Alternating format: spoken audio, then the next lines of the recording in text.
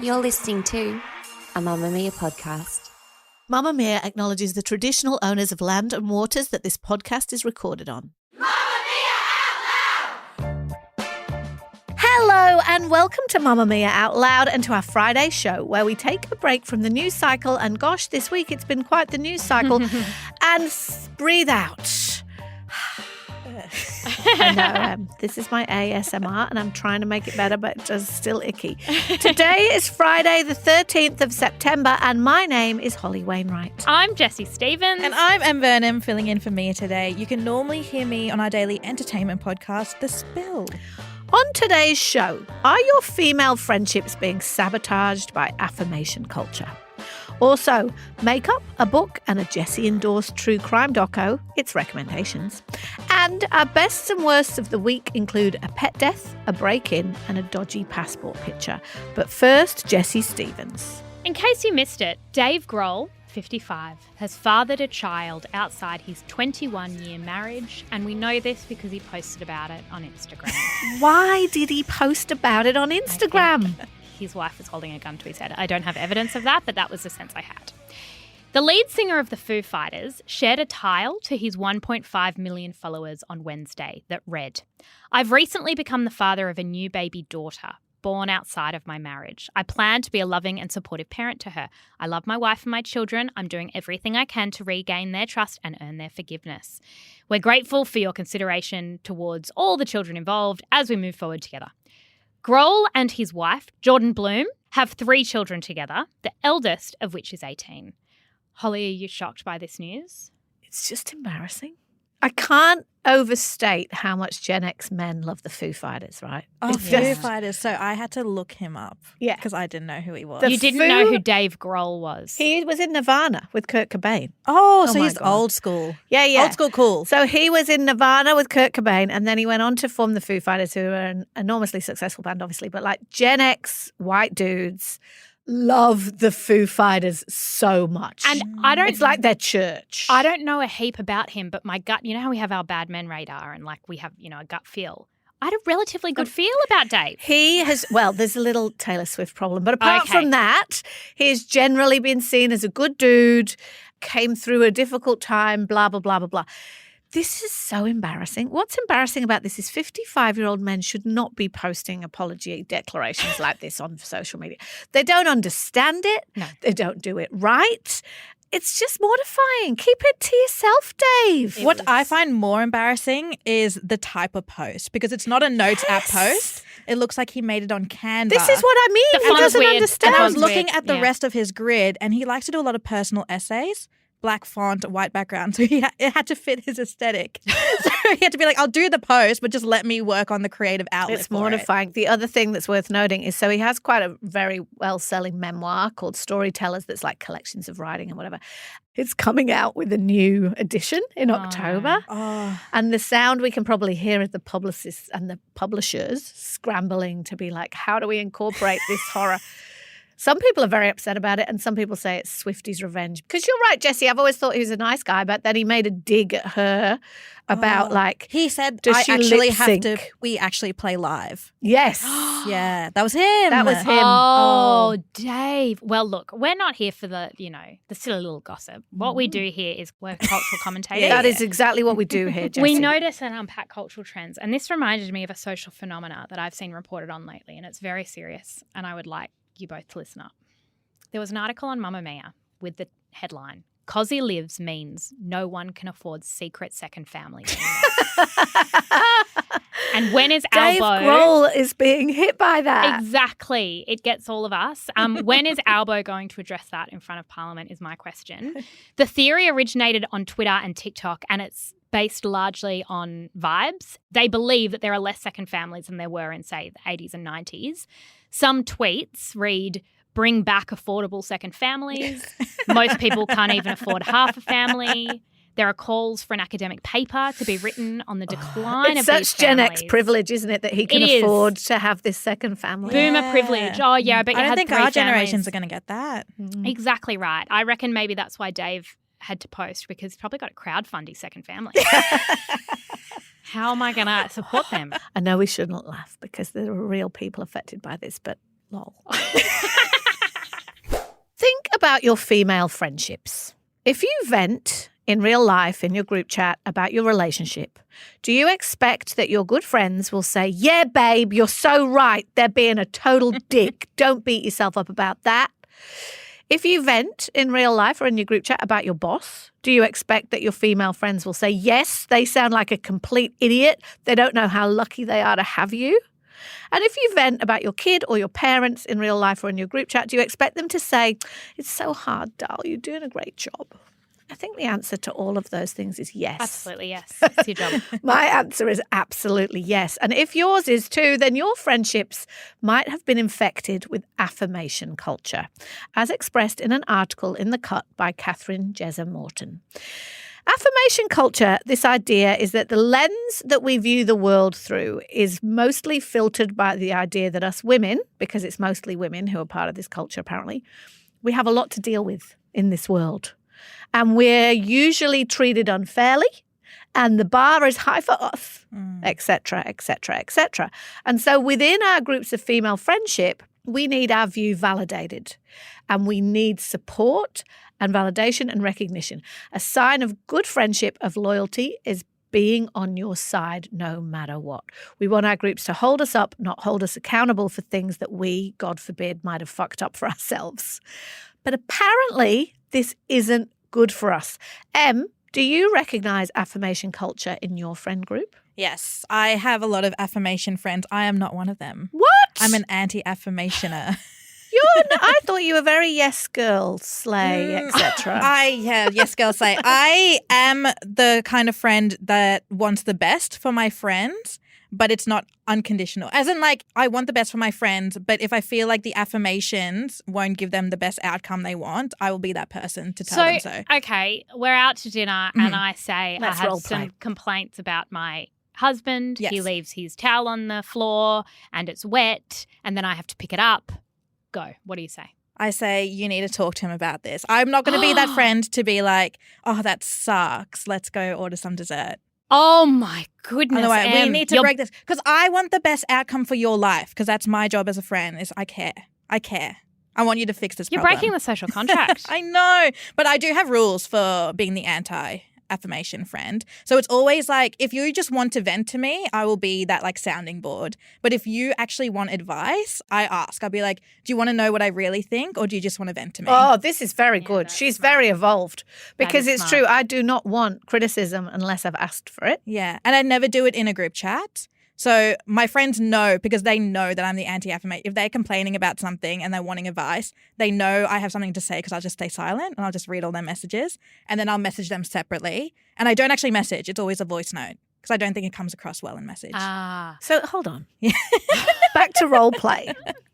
I'm in your group chat and I'm going, my boss is a bitch. Mia isn't here, so let's go. I'm saying my boss is a bitch, or my husband's a dick, or my kid's an asshole, or whatever. All the other girls are going, yeah, slay. Yeah.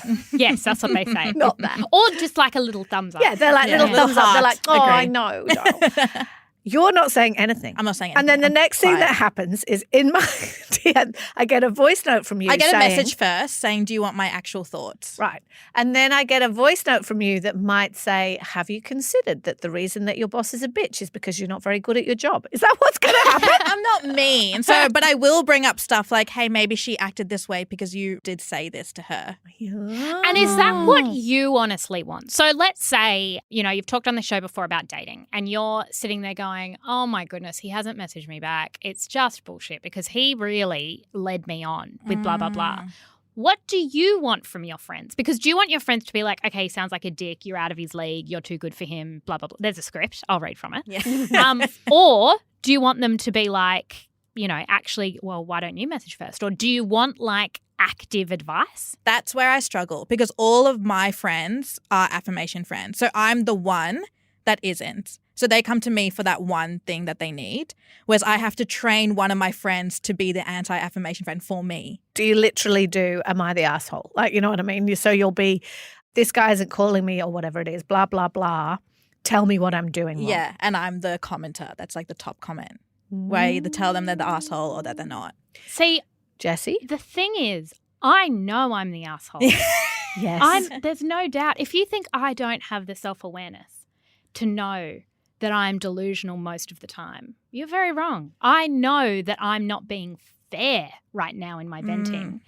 But there is so much argument and tension and conflict in my life generally, like online, disagreement, all that kind of stuff, that when I'm sitting with my girlfriends and I start to unleash or I start to complain or talk about some story, I just want them to slay. Yes, queen. That's all I want. So you're the asshole, which I think most people do. But I think that one friend, quote unquote, confirming it makes it real. I don't really want that. And That's I've not what had I'm here people for. do it. I've sat there with a group of girlfriends and I've had one friend who's kind of like, okay, let's say I'm talking about work. And they'll be like, well, yeah, your boss is probably like that because let me guess, you're late or something. And I'm like, I don't need this kind of negativity. Exactly. It's a Saturday night. But you actually do. You need one person to do that for you. Because you need one person to have your best interests at heart. And that's all I am. I just care. I find this very tricky because, Jessie, you and I are similar in this way. I'm very sensitive to criticism, and I like to tell myself that the reason I am is because my self-critic is ferocious. So I'm like, there's nothing that you guys are going to tell me that I don't already know, that like everything I'm doing is shit and I'm doing a terrible job of everything and I'm an idiot and I'm a terrible parent and I'm a really bad writer and da-da-da-da. So like, I don't need you to tell me that. Okay, but what if I message both of you and I'm like, it's like 2 a.m, so you're both awake. Just pretend you're awake. You're not falling asleep. Early.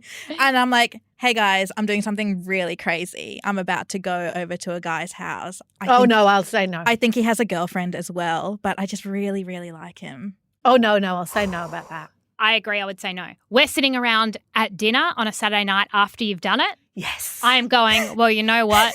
His girlfriend sounds shit. That's what I'm doing because you've already done it. That is an important distinction because if you're asking for advice explicitly, should I go over to his house? Yeah. I'm going to tell you the truth. Okay. No, you shouldn't. And if you do, don't fucking come whinging to me about it. But if you've done it, I am going to make you feel better about that decision. I'm going to be like, that's okay, babe. We all do stupid things. I'm definitely affirmation And you friend. don't think, because if you say that, I'm going to be like, okay, I've got approval. I can just do it again. But don't. I think people do what they want. I think so I too. think that we pretend to ask for advice because otherwise it feels like we're just monologuing. Which is what we are doing. Sometimes I actually want advice. Sometimes I'll be like, what should I do about this? And then I'll listen to your advice and I'll probably ignore it. But I might file it away somewhere and go, okay, that's good. Same. I was actually reading something this week about something called the rage friend. Oh, yes. And it was about how it's actually psychologically quite healthy to have a rage friend. And in fact, this writer, her name is Anya Meyerowitz, and she talked about how not only does she have a rage friend, but she has the rage chat with that friend. So over on the right here, she can be talking about their plans for the weekend and then something enrages her and that only goes in the rage chat. So there's just a steady stream of raging. I was thinking about it in that context. I think my sister's probably my rage friend. If I am raging and someone wants to not affirm that rage, then I am very, very grumpy. It's like I need people in my life where I can be completely irrational, illogical, just stream of consciousness crap coming out of my mouth and they just hear me. I don't stand by anything I said. I don't even agree with what I said yesterday.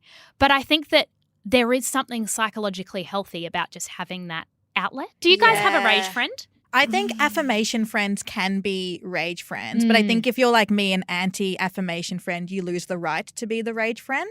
Like I notice that my friends do stop venting to me because they know I'm just going to come back with something to say. You're going to stop them in their tracks. That means you're not going to get all the gossip. No, so you're sometimes shooting I don't. yourself in the foot. But I do eventually get the gossip when it's blown out too much and they're like, I actually need I need somewhere to sleep. I was thinking about why we've evolved into affirmation culture friend groups because I think it's probably never been truer than it is now. And I think that you struck on something before, Jessie, when you said the world is so full of criticism and bitching. And then I also thought about it in the context of my teenage daughter who talks to me about her friendship dynamics. And she's learning what female friendship groups are like, right? And sometimes she'll say to me this person's always so mean to me and says, criticizes everything about me from my voice to the way I sat today or my shoes or whatever.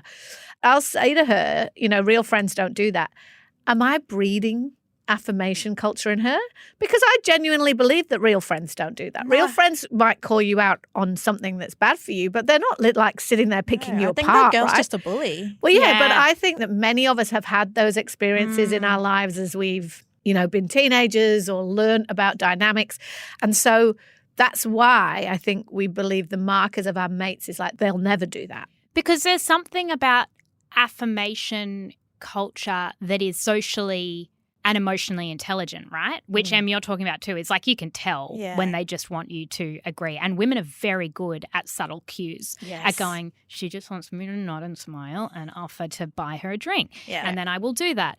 But what women put up with a lot is blaming themselves or being blamed for situations that they find themselves in. I mean, I know earlier in the week, on a very serious note, we talked about the French court case. Oh, yes. And in that court case, the defense team are finding ways to blame a woman for her own assault, right? And we see that all the time. So if I bring up something that's happened in my life, I'm very primed to feel like I'm being blamed. Yes. So if someone at the table wants to go, oh, well, have you thought that's maybe your fault or whatever, it's like, oh, sorry, yeah, I had absolutely thought that. But I need this safe space, this microcosm in my life of yes people that just make me feel unconditional support, because I guess I don't feel that anywhere else. But like with the person who's not the affirmation friend, I think, like you said, they will pick that up. Yes, and because exactly they literally, the only reason they're the anti-affirmation friend is that because they just want the best possible outcome for you. Yeah, and if they know that you just need to be listened to, they will be that person. And you know what it is? It's coming from good faith. Yeah. So it's like there's a lot of bad faith, criticism and blame and everything going around, especially when it's a few, steps removed like on the internet. But when you're coming from a good place, people can generally read that, I think. One of my guy friends showed me a group chat that him with other guys, like I think there was about 5 guys, and he showed me a screenshot of this message he sent the group chat when he broke up with his girlfriend, and he was like, hey boys, just letting you guys know that me and blah blah have broken up, just a bit down lately. 3 hours later, one of the guys replied saying, that sucks, bro. And then all the other guys just liked that message. That's like that. That's I would hate that. Like I would hate that. That's like in Good Material, that Dolly Alderton book, where they basically like there's a script that men follow too in this way, if we're being stereotypical, which is like, oh, that sucks, bro. We should go to the pub on blah, and then we're not expecting to never hear about that again. Yeah. But then I also think, and we've talked about this before, often male friendship intimacy is characterized by constant sledging, right? We're all good at that too with people that we trust and comfortable with. But in general, women don't sledge in the same way. It's not like, look at you in your stupid dress and your high heels. And you know what I mean? I wouldn't cry. Exactly. Whereas blokes are very much like that. Like, what do you think that haircut is, buddy? You know what I mean? Like, women don't generally do that. It's not the way we bond. We bond differently. It is Friday, so we want to help set up your weekend with our best recommendations. Hol?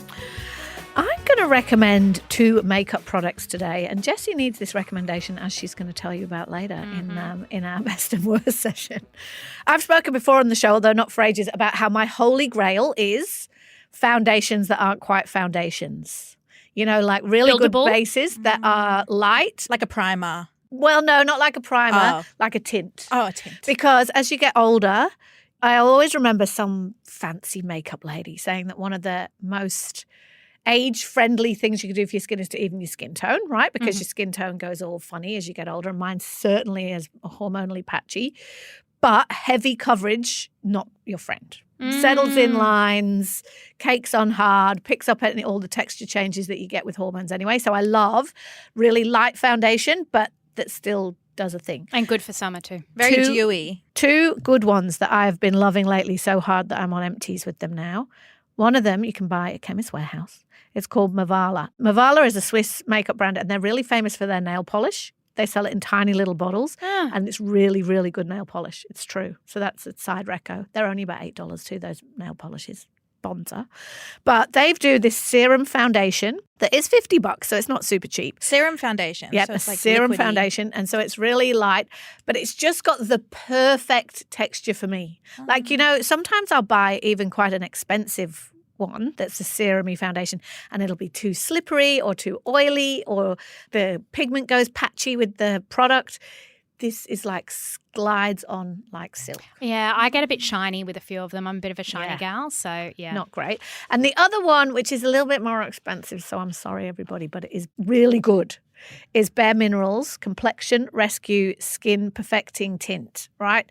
So not really a foundation, a tint, but I bought this because I'm on my constant hunt and Bare Minerals is a good brand. They do a really good concealer and I was like, I'm going to try it and I'm obsessed. I've been using it every day when I'm not using my Mavala. I like to swap. Is Bare Minerals at Mecca? Yes, it is at Mecca. It's about $65, so it is expensive, but it's really good. SPF 30. And again, just that perfect mix of like making you glowy and even, but not settling in all your lines and stuff. So not that there's anything wrong with our lines, friends. I spoke to Gina Chick this week. She calls them our silver feathers. But we'll put the link in the show notes, While you're friends. looking glowy, I have a true crime documentary recommendation. So, have either of you heard of the true crime documentary called The Jinx? No. It sounds scary. One thing that was very telling that Bob said, he said, all my life I've had more money than I could spend, and it didn't make me happy. She talked on the telephone with her husband, then she vanished, and no one has seen Kathleen Durst since. Durst was wanted for murder in Texas. He's a suspect for murders in Los Angeles and Westchester County, New York. He belongs to one of the richest families in New York City. Might be a little eccentric. I think Bob is very smart. I mean, he's managed to get away with 3 murders. I don't do true crime documentaries very often. Well, it's widely considered to be one of the best true crime series ever made. It's like when people now I'm say, embarrassed. yeah, it is embarrassing actually. Sorry. There was a season in 2015 of this, and the last episode is mind-blowing. Probably one of the best, most twisty kind of episodes you could imagine in a true crime doco. What's it about? Oh. So, it's about a man named Bob Durst, and it begins with a body that's found in a river. And at first 5 minutes, I was like, I'm not really in. Like, it's just this body and you don't really know who it is. Anyway, you learn pretty quickly that the key suspect is this guy named Bob Durst.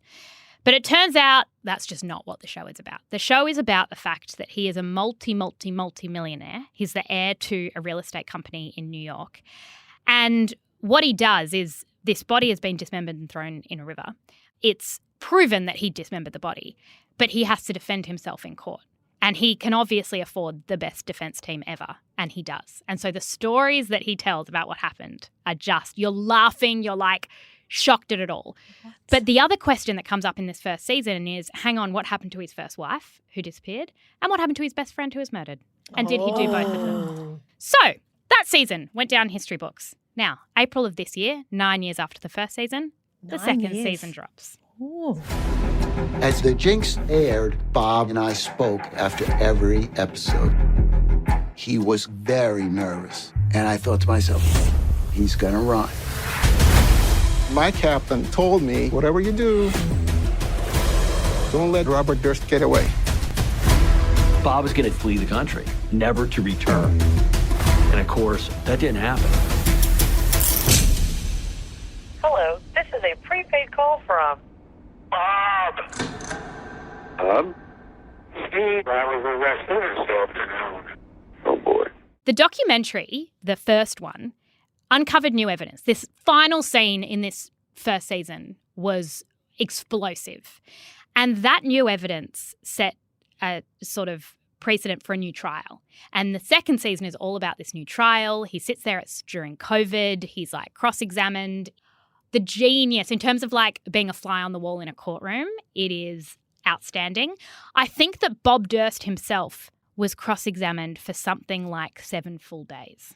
Like this man, the Guardian call him the serial killer who just won't shut up. if you just won't stop talking. It is so addictive. Luca and I have been sitting on the lounge every night just gasping and laughing. So I assume that obviously for people who are embarrassingly behind the times like Em and I, we have to watch season 1 first. Yes, and it doesn't feel like it was 9 years ago. I watched it from the beginning. I think I watched all those years ago, but I'd forgotten. So I watched it from the beginning, and now I've just finished season 2. It's on binge. Brilliant. Called The Jinx. Okay, I have a book recommendation. Ooh. It is called Lies and Weddings by Kevin Kwan. He wrote Crazy Rich Asians, Yeah. the series. It's so good. And I think he's kind of developing a universe because there's like characters from Crazy Rich Asians in this book. So if you read Crazy Rich Asians or watched it, you know it's all just about wealth, like the amount of wealth some people have. This one takes it to a whole new level. It's so good. It's about a royal adjacent family in England. The dad's an earl, which I'm not too sure. That's part of the royal family, yeah. One of them. And the mum is a former Hong Kong supermodel, and they have 3 children, a boy and 2 girls who are now in their mid-20s, late 20s. And the kid's job is to just marry rich into a wealthy family with a title. And it just goes through all of these like rich people things. I'm reading it on my Kindle. Do either of you use a Kindle? No. You know how on a Kindle, sometimes it will give you suggestions on what to highlight. Yep. So like you'll be reading it and then it will be like, so it will like get what other people have read in the book because you can highlight in Kindle. So if you want to go back to a certain quote, usually so it's a profound often, quote. If it was To Kill a Mockingbird, like it would be the most brilliant quote that someone's kind of, it's like they've underlined it in their book. And like Kindle I do shows you. in real life when I'm studying for something. That. And it'll give you a suggestion. It'll be like 27 people have highlighted this suggestion. Yeah. This Do you sentence. mean that all these interviews I do where I read the books and I go through and underline things, I could just have them on a freaking Kindle and I would only have to read the highlights? Is that what you're telling me? And you know what else you could do, Holly, is you could download your books and see what people are what people are highlighting. Yeah. Because it tells you, it'll be like 16 people have highlighted this phrase. So it's like, oh, you might want to pay attention to this one or highlight it yourself. With this book, what I've noticed is that everything that people have been highlighting are just really rich words that no one really understands. So I know they're highlighting them to Google later. It is so funny. It's such a good book. I always pick it up in like the airport. It was like one of my airport reads. Read it in a day. It's so good. Well, Crazy Rich Asians is a bloody brilliant holiday book. So this sounds like... Yeah, it's amazing. I've heard great things about this. For links to all our recommendations, make sure you sign up to the Mamamia Out Loud newsletter. You'll see Em Vernem there. She owns it. You get an insight into what's happening behind the scenes. There will be a link in the show notes. Want unlimited Out Loud access? We drop episodes every Tuesday and Thursday exclusively for Mamamia subscribers. Follow the link in the show notes to get us in your ears 5 days a week. And a huge thank you to all our current subscribers.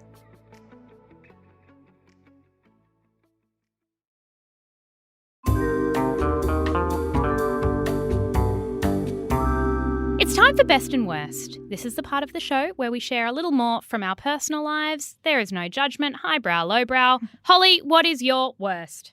Okay, I've just realised I'm nervous about this worst because do you remember when we talked a few weeks ago about the woman who didn't love her cat anymore after she had a baby? And she wrote this very honest essay in The Cut, and it has been so... They had to put a statement out. They had to put a statement out. The trolling was so full on that they've had to put a statement out being like, whoa, everybody, the cat's fine. Anyway, I've just suddenly got tingles around that because we went away last weekend and when we came home... Do you have a cat, Holly? Maybe. When we came home, Brent got like this kind of room that's not quite part of the house, but it's part of the... Anyway, whatever. Brent goes into this room and he goes, oh, and I'm like, what? One of the goldfishes died. What goldfish? I didn't know you've never mentioned your Here's goldfish. the thing. I'd forgotten that we had goldfish. Okay. And goldfish are quite big fish, though. Like, they were taking up a bit of real estate in the I house. had forgotten pretty much that next to Brent's computer in our living room, in a bit of the house that I don't go too much, and we don't live in a mansion, don't get me wrong, but anyway, we have a fish tank, we have 2 goldfish in there, and me and the children, let's just be honest, before we had dog, we used to really love our goldfish. Yeah. And then we had stick insects, We sort of loved them too. And then we got our beautiful dog Elvie, and now we've got our beautiful dog Tuna, and it's all about the dog. But Brent is the keeper of the goldfish. He changes that water. He remembers to feed them. When he goes away, he knows I will forget, so he always puts one of those release ones in there.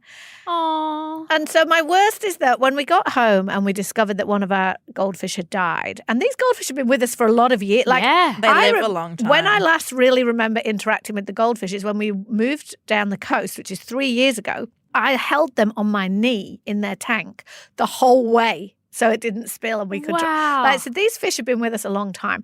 Anyway, my worst is that poor Brent is obviously quite upset because there is fish and he looks after them, and me and the kids were like, fish? Which one? And he goes, the silver one. And we're like, oh, is there another one? There is. It's a black one. And the kids go, I think it's called. Oh, no. And I felt really bad, and poor Brent has been grieving the fish. And every time I talk to him, so I've been away up here this week a bit, and and he goes, Midnight. We've remembered what we called the black one. It's called Midnight. He's like, Midnight's hanging in there, and me and the kids have to feign all this excitement and interest. Like, you can do it midnight.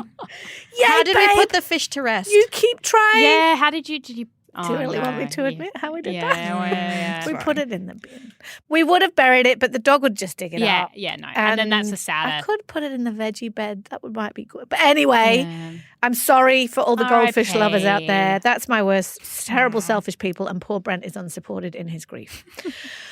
My best. The Outlouders will not be surprised about this. I have never been tagged in a post on social media as much as on Sunday morning. I woke up and my DMs were full, my mentions were full on Instagram because David Beckham, oh my God, David Beckham, he posted a long, like 90 seconds or more long garden tour of his garden in his luxurious English country estate. Was it impressive?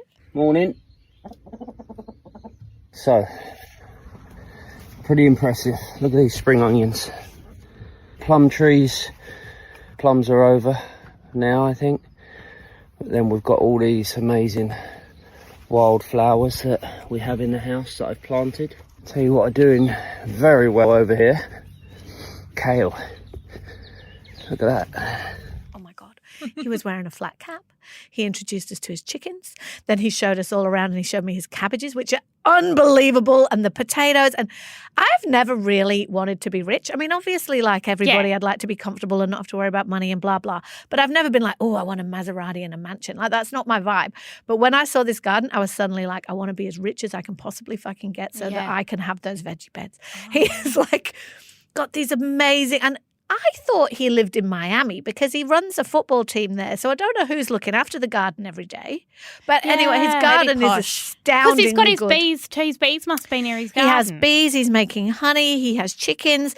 He's making crisps with these potatoes. But that garden was so beautiful. And then the thing that made it my best was also Victoria Beckham, who I also adore, just commented like, who is this man? Can I please have my husband back?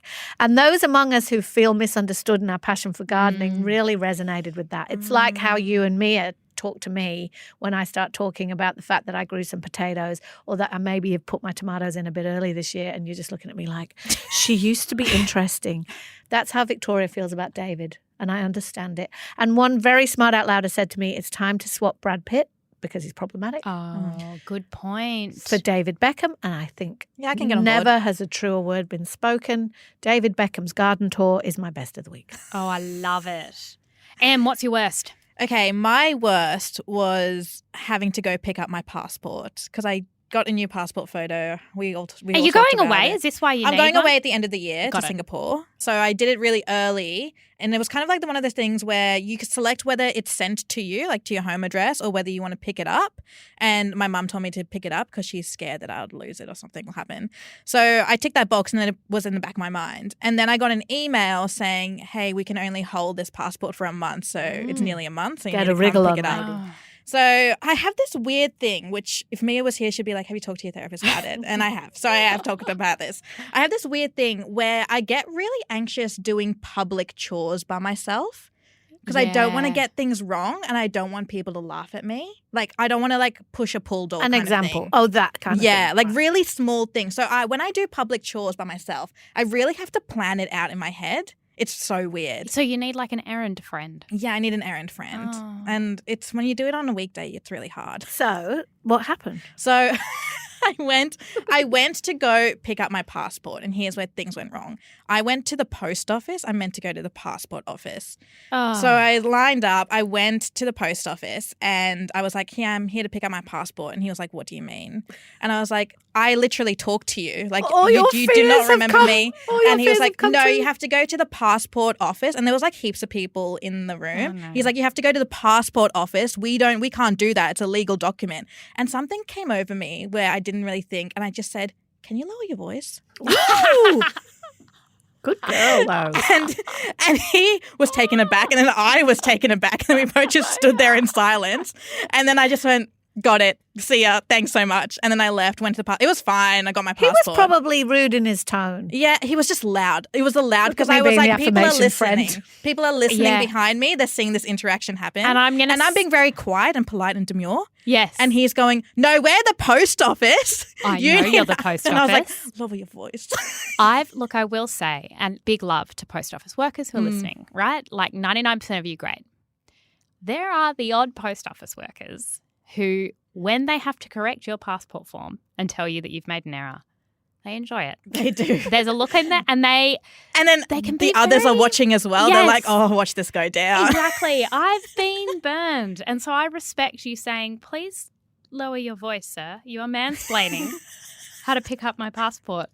Can you go pick it up for How me? was the photo anyway? Oh, I looked amazing. Because you did pay extra for, we discussed this on Monday's show. If no one has listened, we had a little guest appearance pop in to tell us about how she'd made sure her passport photo was hot. Were you hot? Yeah. Oh, I looked wow. really good. And also the new Australian passport looks really good as well. Yeah, it's very really fancy. Nice. What's your best? My best is last week I went on a famil, which is, how would you explain a famil? Like, It's a free trip where you have to write about it. That's what a famil is. I've been on a few. I went to Hawkesbury Valley, the Crown Plaza, and I took my mum because it was the day of her birthday. Oh, you're the best daughter. And we had the best day. We went there. We did a cocktail class. We got a bit tipsy. We had dinner. We shared a hotel room.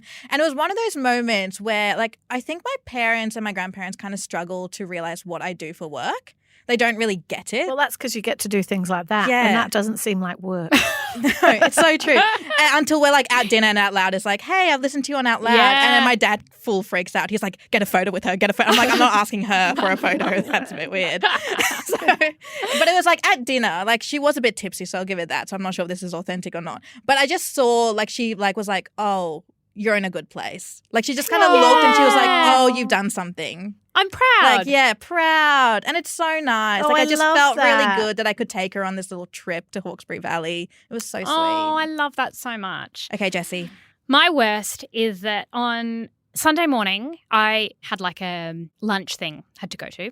And I was like, oh, I better go put some makeup on. Couldn't find my bag anywhere. So I go to the car. I'm like, I remember I left it in my front seat. I open it and I'm like, what has happened to my car?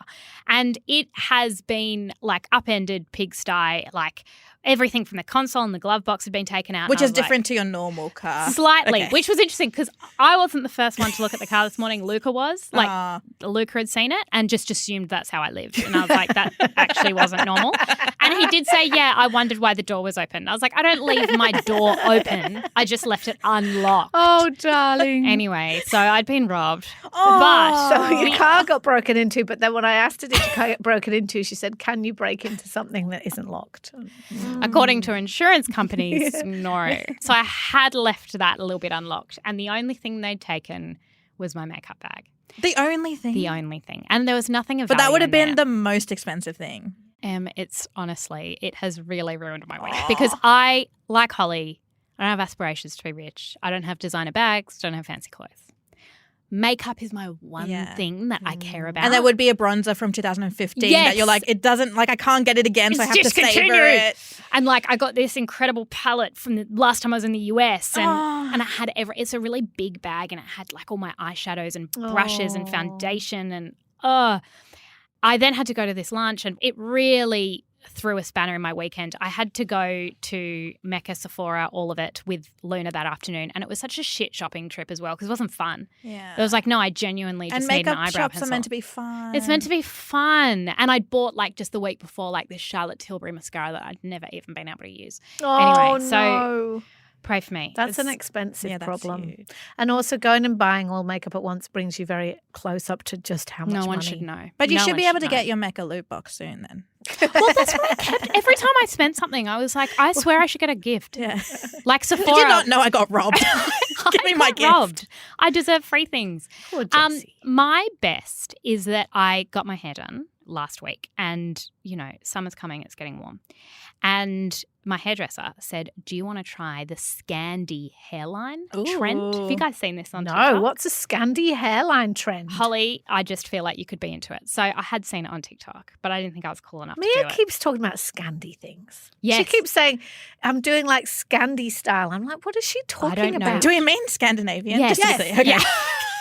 Yeah, I got that bit.